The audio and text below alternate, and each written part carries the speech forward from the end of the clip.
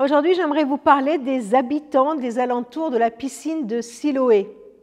Ces habitants avaient l'habitude de voir un jeune homme à côté de la porte du temple en train de mendier. Il mendiait parce qu'il était aveugle, aveugle de naissance.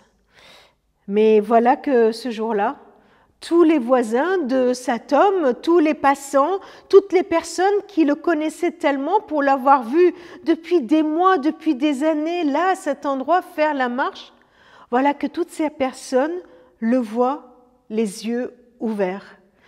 Lui qui commence à voir comme les autres. Certains avaient des doutes.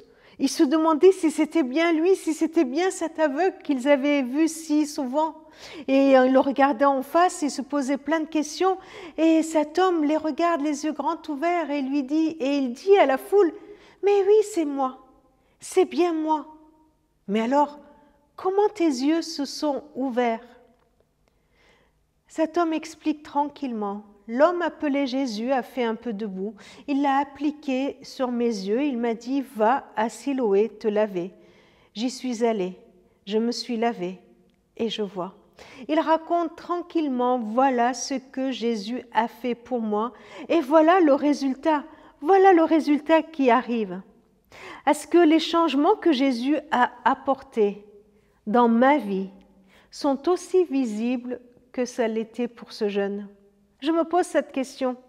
Est-ce que les changements qu'il a apportés dans ma vie sont visibles par tous ceux qui m'entourent, tous ceux qui ont l'habitude de me voir depuis que je suis née, tous ceux qui sont là, mes voisins, ceux qui me côtoient, est-ce que c'est visible?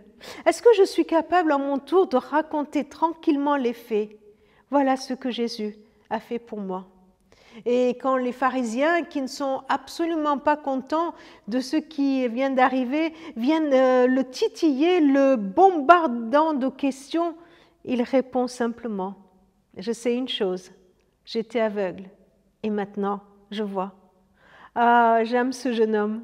Il n'avait pas besoin de tout comprendre, d'avoir une explication en détail de ce qu'il vit, une réponse aux questions qu'on lui pose sur Jésus pour parler. Et même s'il ne pouvait pas répondre à tout le questionnement de ceux qui l'entouraient, il pouvait pourtant affirmer avec force, voilà ce qu'il a fait pour moi. Aujourd'hui encore, nos amis nous posent des questions qui parfois nous troublent.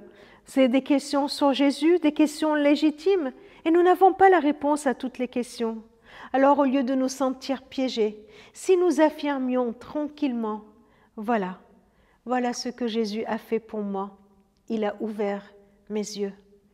Et si aujourd'hui tu as besoin qu'il t'ouvre les yeux pour que tu vois ce qu'il est en train de faire dans ta vie maintenant, si tu as besoin qu'il t'ouvre les yeux pour comprendre ce que tu vis, la situation que tu vis, alors tu peux lui demander tout simplement, « Seigneur, ouvre mes yeux pour que je te voie. »